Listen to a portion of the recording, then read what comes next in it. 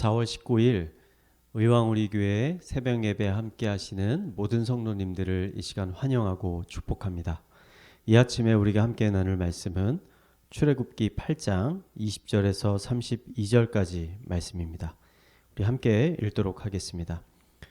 여호와께서 모세에게 이르시되 아침이 일찍 일어나 바로 앞에 서라. 그가 물 있는 곳으로 나오리니 그에게 이르기를 여호와께서 이와 같이 말씀하시기를 내 백성을 보내라. 그러면 그들이 나를 섬길 것이니라. 내가 만일 내 백성을 보내지 아니하면 내가 너와 내 신하와 내 백성과 내 집들의 파리떼를 보내니리. 애굽 사람의 집집에 파리떼가 가득할 것이며 그들이 사는 땅에도 그러하리라. 그날에 나는 내 백성이 거주하는 고센 땅을 구별하여 그곳에는 파리가 없게 하리니 이로 말미암아 이 땅에서 내가 여호와인 줄을 내가 알게 될 것이라. 내가 내 백성과 내 백성 사이를 구별하리니 내일 이 표징이 있으리라 하셨다 하라 하시고, 여호와께서 그와 같이 하시니 무수한 파리가 바로의 궁과 그의 신하의 집과 애굽의 온 땅에 이르니 파리로 말미암아 그 땅이 황폐하였더라. 바로가 모세와 아론을 불러 이르되 너희는 가서 이 땅에서 너희 하나님께 제사를 드리라. 모세가 이르되 그러함은 부당하니이다. 우리가 우리 하나님 여호와께 제사를 드리는 것은 애굽 사람이 싫어하는 바인즉 우리가 만일 애굽 사람의 목전에서 제사를 드리면 그들이 그것을 미워하여 우리를 돌로 치지 아니하니이까. 우리가 사흘길쯤 광야로 들어가서 우리 하나님 여호와께 제사를 드리되 우리에게 명령하시는 대로 하려 하나이다. 바로가 이르되 내가 너희를 보내리니 너희가 너희 하나님 여호와께 광야에서 제사를 드릴 것이나 너무 멀리 가지는 말라. 그런즉 너희는 나를 위하여 간구하라. 모세가 이르되 내가 왕을 떠나가서 여호와께 간구하리니 내일이면 파리떼가 바로와 바로의 신하와 바로의 백성을 떠나느니와 바로는 이 백성을 보내어 여호와께 제사 드리는 일에 다시 거짓을 행하지 마소서 하고, 모세가 바로를 떠나 나와서 여호와께 간구하니 여호와께서 모세의 말대로 하시니 그 파리떼가 바로와 그의 신하와 그의 백성에게서 떠나니 하나도 남지 아니하였더라. 그러나 바로가 이때에도 그의 마음을 완강하게 하여 그 백성을 보내지 아니하였더라. 아멘. 모세는 하나님의 명령을 따라 바로를 찾아가서 이스라엘 백성들이 광야에 나아가 하나님을 예배할 수 있게 해달라고 요청하였습니다. 하지만 바로는 모세의 요청을 거절하였고 오히려 그때부터 이스라엘 백성들에게 더 많은 노역을 시키기 시작하였습니다. 하나님은 모세를 통해 나일강을 피로 변하게 하시고 개구리와 이로 바로와 바로의 신하들을 치셨습니다. 그럼에도 불구하고 바로가 마음을 강팍하게 하고 백성들을 놓아주지 않자 하나님은 이어서 네 번째 재앙을 보내십니다. 이 네 번째 재앙이 오늘 말씀에 기록된 파리떼의 재앙이었습니다. 하나님이 명령하시자 수많은 파리떼가 몰려와서 애굽 땅을 황폐하게 만들었습니다. 우리가 일반적으로 우리 삶에서 볼 수 있는 파리는 사람을 귀찮게는 해도 사람의 목숨에 생명에 큰 지장은 주지 못하는 것 같습니다. 하지만 이 당시의 애굽의 상황은 조금 달랐습니다. 나일강이 피로 변해 많은 물고기가 죽고 두 번째 이적으로 수많은 개구리들까지 땅에 올라와 죽게 됐습니다. 티끌이 이가 되어 사람들과 가축을 괴롭혔습니다. 파리가 인간에게 줄 수 있는 가장 큰 고통 중에 한 가지는 사람들에게 위해한 세균들과 바이러스를 옮기는 것입니다. 즉 전염병을 옮기는 것입니다. 생물학자들의 말에 따르면 파리는 세상에 존재하는 어떠한 곤충들보다도 많은 병균을 가지고 있다고 합니다. 한 마리의 파리가 약 316개의 병균을 옮긴다라고 합니다. 애굽에는 이미 수많은 물고기와 개구들이 죽어서 부패하고 있었습니다. 파리떼는 이러한 시체들에서 수많은 병균들을 가져다가 사람들과 다른 가축들에게 옮기면서 애굽 땅을 더욱 황폐하게 만들고 있었습니다. 네 번째 재앙부터 우리가 주의 깊게 살펴봐야 하는 말씀이 있는데 22절 말씀입니다.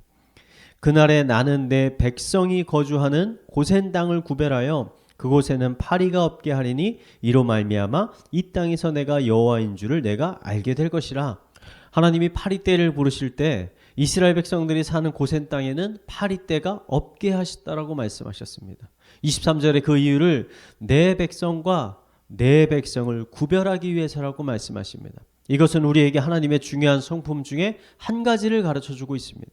그것은 하나님은 자신의 백성을 구별하시는 하나님이시라는 겁니다. 그 백성을 구별하시고 그 백성을 보호하시고 지켜주시는 하나님이시라는 것입니다. 어떤 분들은 신앙생활을 하면서 하나님은 심판하시는 하나님, 감시하시는 하나님, 무서운 하나님으로만 생각하시는 분들이 있습니다.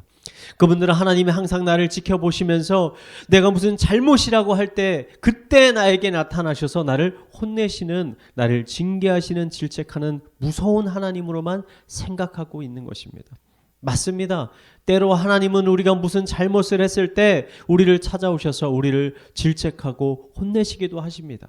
하지만 동시에 하나님께서는 우리들의 어려움과 고난과 고통을 외면하시는 하나님이 아니라 우리가 고통당하고 고난을 당하고 있을 때 우리를 찾아오셔서 우리를 보호하시고 지켜주시는 하나님이심을 잊지 말아야 할 것입니다. 자신들의 백성을 위해 나가 싸우시는 하나님이십니다. 하나님께서 모세를 애굽에 보내신 이유가 무엇이겠습니까? 백성들이 너무나 고통스러워서 하나님께 구원해달라고 간구했기 때문입니다. 바로가 시키는 노동이 너무나 무겁고 중했기 때문에 더 이상 견딜 수 없어 하나님께 애통하며 기도했기 때문입니다. 지금 우리가 보고 있는 이 10가지 재앙은 왜 일어나게 된 것일까요? 그것은 하나님께서 바로의 손에서 이스라엘 백성들을 구원하시기 위해서였습니다. 우리는 하나님을 구원자로 고백합니다. 여기서 구원자라는 것은 단순히 우리의 죽음과 심판을, 우리를 죽음과 심판에서 구하여 천국으로 보낸다는 의미만 가지고 있는 것이 아닙니다. 하나님께서 우리의 구원자가 되신다는 것은 우리의 실제적인 삶 가운데 일어나는 실제적인 고통과 어려움 가운데서도 우리를 구원하고 계시다라는 의미인 것입니다. 저는 1998년에 여름에 있었던 연합수련회 때 애굽, 이 출애굽에서 일어난 놀라운 이적과 같은 사건을 경험한 적이 있습니다. 당시 10,000명 정도 되는 청년들이 강원도 산 꼭대기에 올라가서 천막을 치고 수련회를 했습니다. 그 옛날 수많은 백성들이 산등성이에 앉아서 예수님의 말씀을 들었던 것처럼 수많은 청년들이 풀밭에 앉아서 며칠 동안 하나님의 살아있는 말씀을 들었습니다. 그런데 어느 날 큰 비가 내리게 됐습니다. 야외에서 말씀을 듣고 있었기 때문에 비가 내리면 청년들은 그 비를 모두 맞고 말씀을 들을 수밖에 없었습니다. 그러자 수많은 청년들이 수련회가 열릴 기간 동안 비를 그치게 해달라고 하나님께 간절히 기도하기 시작했습니다. 저도 간절히 기도했습니다.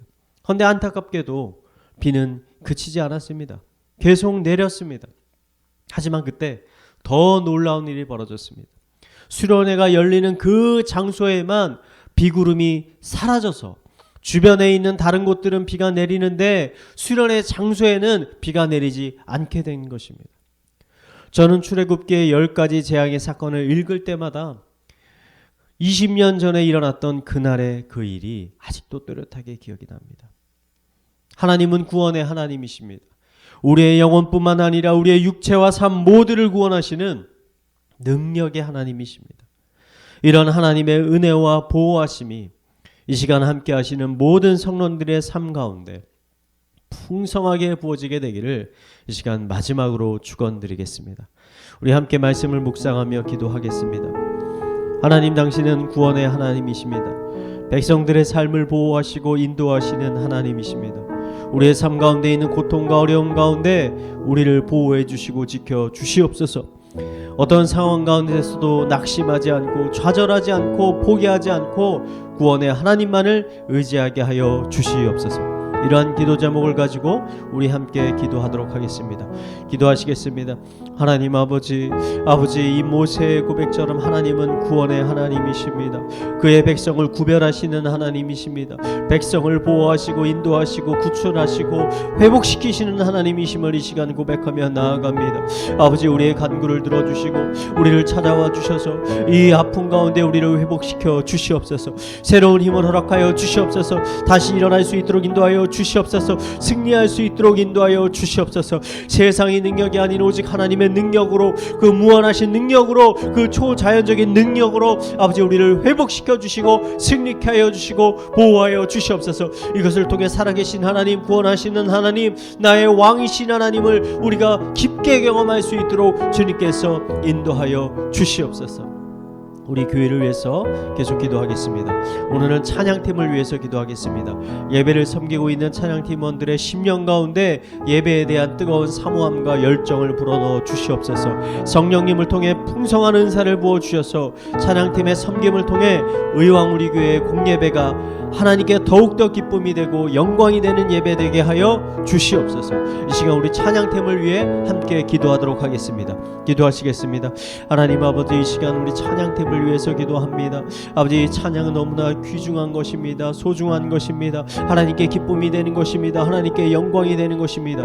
우리 찬양팀원의 심령 가운데 하나님을 높이고자 하는, 하나님을 예배하고자 하는 그 열정, 아버지 뜨거운 심령을 주님께서 불어넣어 주시옵소서.